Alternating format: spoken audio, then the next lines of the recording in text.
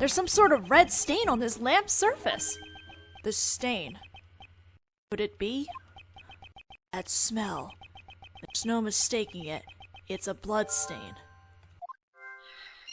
Eh?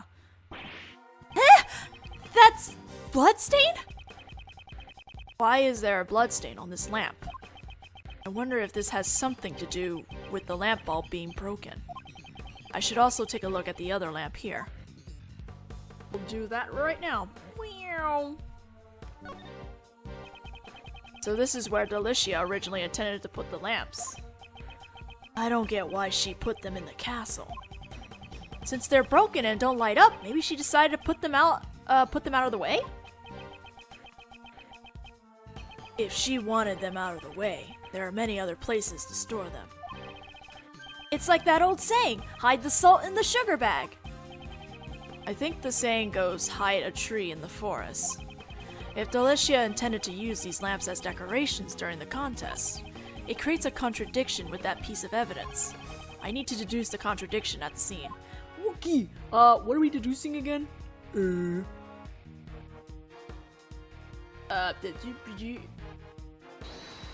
Alright, we're deducing...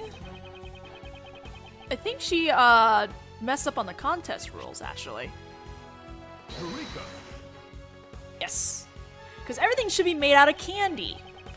Detective Bad, please read the contest leaflet.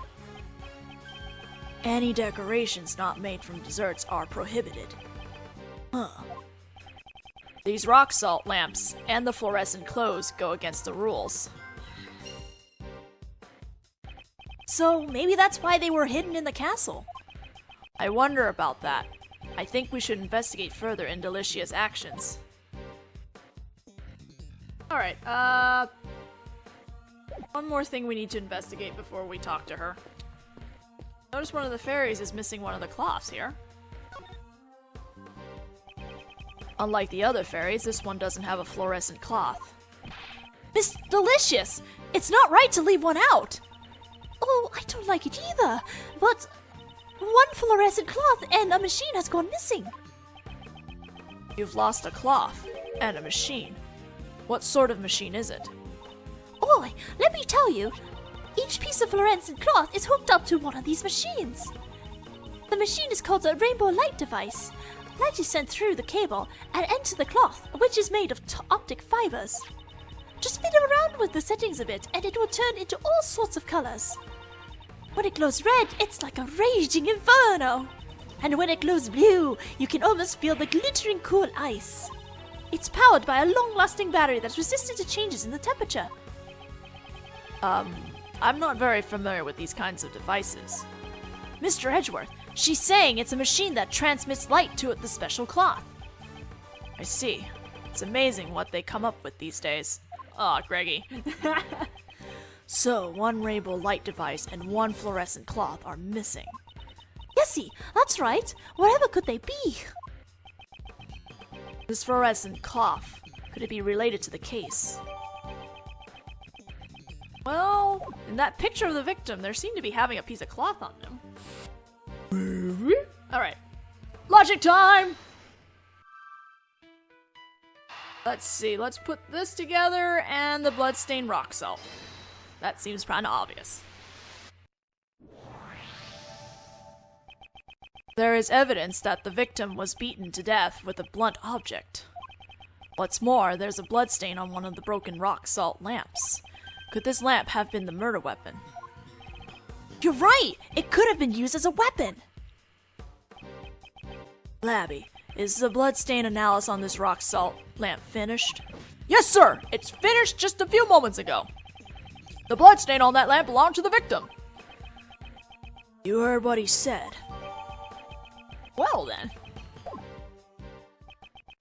The murder weapon was hidden in Delicia's room. We need to consider her as one of the suspects as well. Alright, last thing. She broke the rules and faked desserts. That's a big fat no-no. Using decorations that were against the rules and making fake desserts.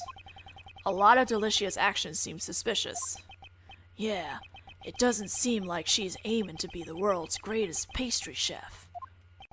Also, the temperature of this room is way too high. Is there a reason for that?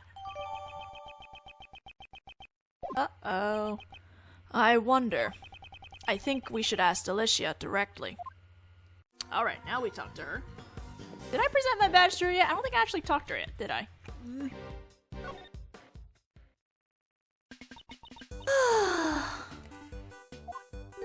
Huh?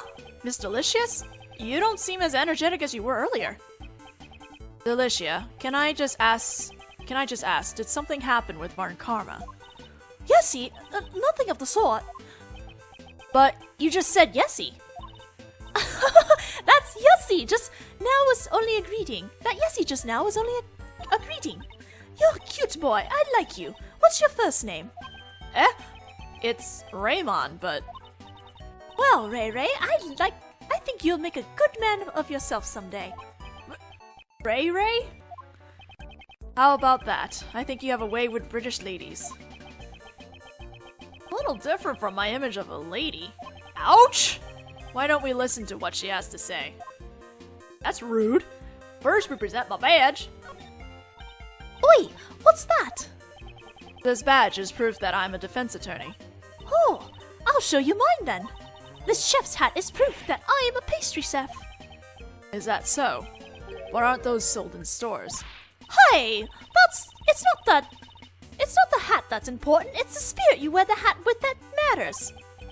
So then, wouldn't that mean just about anyone can become a pastry chef? Alright. Could you tell me about your actions during the contest?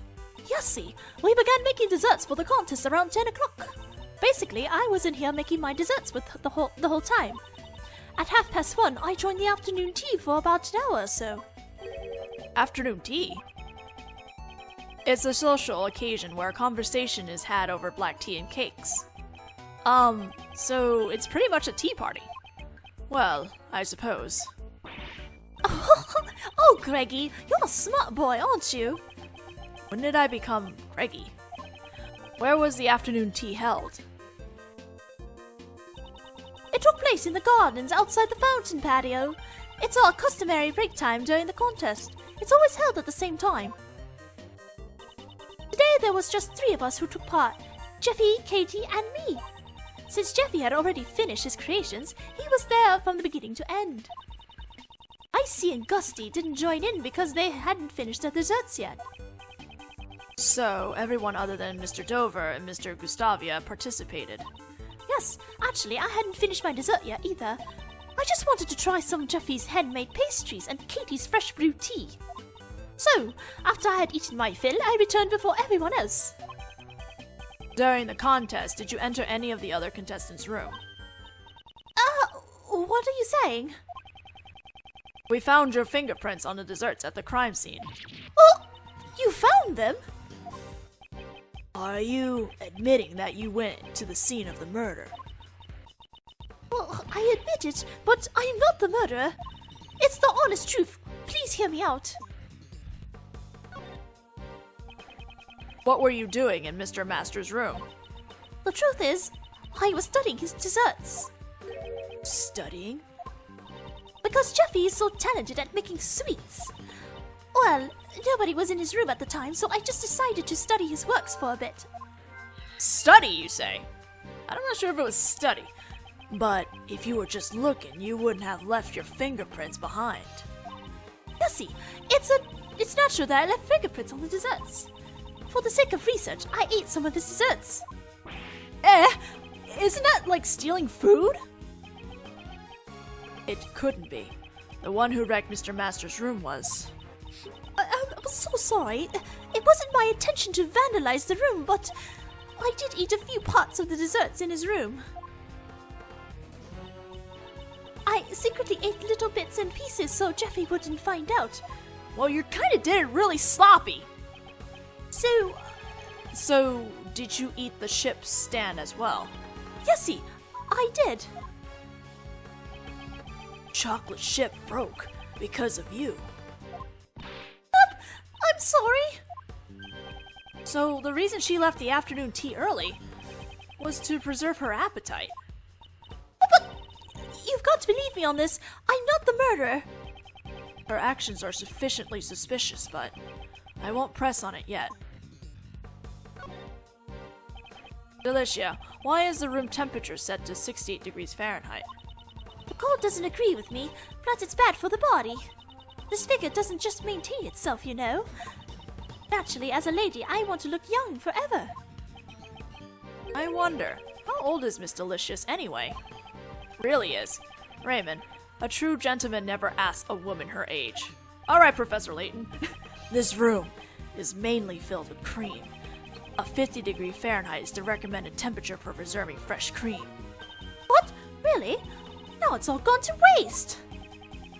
It looks like Miss Delicious didn't know. That is really strange. I thought she was supposed to be a first-class pastry chef. The fake desserts and the rule violations, and now her lack of basic knowledge. Looks like she keeps many secrets. Oh, no, not present. Alright, we're done talking here, so let's put the two things we got together. Dessert study and knowledge lacking. Something ain't right there. Delicia's knowledge in the art of dessert making is lacking in fundamental areas, and she claims she went into Mr. Master's room in order to study his desserts. These actions and ideas are not fitting of someone aiming to be the world's greatest pastry chef. Yeah, they don't sound like the words of a pro. It's like she doesn't even realize it, or maybe she isn't a real pastry chef. Perhaps she had some other intention. It's possible that she didn't go into the room to study desserts. So then, are you saying Miss Delicious is the criminal? We can't say that for sure yet, but I know she's hiding something from us. Investigation complete! Woot! That's enough. Investigating. Huh. We found much more than I expected. And yet, something from before still bothers me. Prosecutor Varn Karma must have found the murder weapon in this room. So then, why did he let Delicia be? Firstly, I must ascertain Varn Karma's true motives. Detective Bad, I would like to ask Prosecutor Varn Karma something. I've also got business with him. Delicia there too. What's the idea, Batty? Don't glare at me like that. It seems Detective Bad also has his doubt about Delicia and Varn Karma. Delicia, would you come with us for a moment? Yessie, that's fine. What for? We have to find Varn Karma. There are some things we need to talk about. Oh boy, here comes the confrontation we all waited for. Unfortunately, I don't think we're gonna be able to do this confrontation in this video. Oh! Prosecutor Varn Karma, we need to talk about the case. From the look on your face, I assume you found the murder weapon? Yes. We discovered the murder weapon in Delicia's room. It would seem Mr. Master isn't the only suspect in this case. Bah, that's not true. That the murder weapon was found does not change the fact that Master is the culprit. As long as I am here. Wow, that is rude. Why is Varn Karma so sure of himself? Well then, aren't you going to explain why the murder weapon was in Delicia's room? Naturally. If you wish to know, I'll tell you. Yes! The ultimate showdown! In order to pin the crime on Delicia, Master used the rock salt lamp to kill the victim. He then deposited the murder weapon in Delicia's room. If he had left the murder weapon at the crime scene, Master would have been the one suspected. He couldn't move the body, but it was easy to move the murder weapon. Ergo, there would be no evidence pointing to a specific culprit at the crime scene. I had to stop here. We're almost out of time here. Sorry. We'll continue this in the next video. Yes, let's go.